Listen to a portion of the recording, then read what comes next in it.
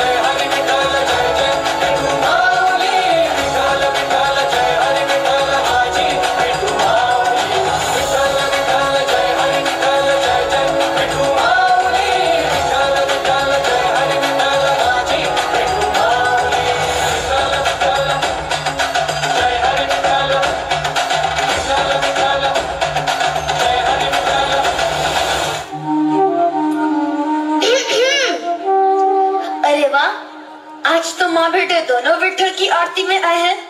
कुछ समय उस विठ्ठल को भूलकर घर परिवार में ध्यान दे दे तो आपकी बड़ी कृपा होगी।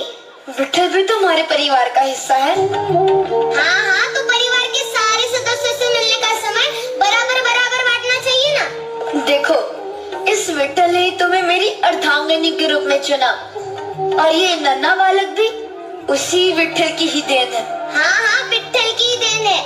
तो उसी विठ्ठल का प्रसाद समझकर कभी लीजिए ना अपने हाथों में, कभी अपने गोद में बिठाकर खिलाइए ना इसको। यदि आप सारा लाड प्यार उस विठ्ठल पर ही न्योछावर कर दोगे तो इस नन्हे विठ्ठल के हिस्से में क्या आएगा? ये गीली मिट्टी। विठ्ठल, अब दोनों विठ्ठल को आप ही संभालिए, मुझे कुएं से पानी लेने जाना है, ध्यान रखिएगा। आज अपने विठ्ठल के लिए मटका बनाऊंगा और प्रतिदिन उस मटके में पानी भर के अपने विठ्ठल को स्नान कराऊंगा।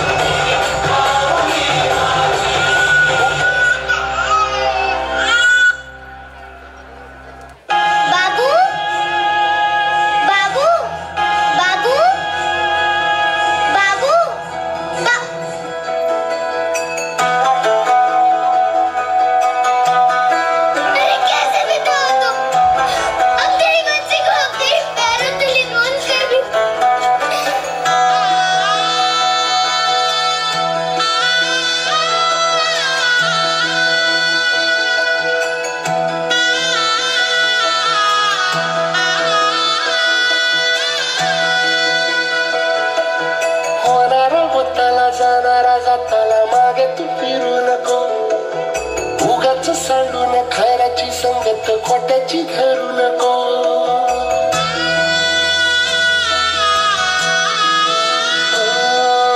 होणारा होताला जाणारा जाताला मागे तू फिरू नको.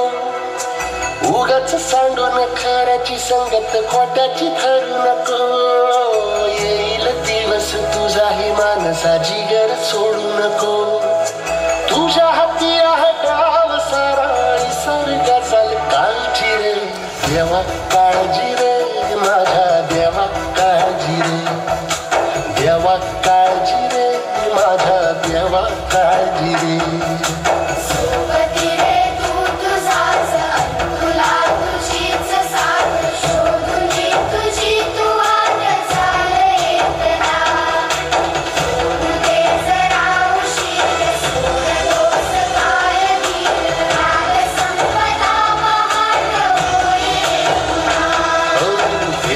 काळजी रे माझ्या देवा काळजी रे. धन्य है तू गोरा, तूने इतनी कठिन परिस्थिति में भी अपने विट्ठल का साथ नहीं छोड़ा. तुझ जैसे भक्त पर हमें गर्व है. तुम भी धन्य हो माते जो अपने पुत्र के लिए भगवान तक से लड़ने को तैयार हो गई. जैसे शांति के लिए उसका पुत्र है वैसे ही मेरे लिए है. और कोई अपने पुत्र को दुखी नहीं देख सकता.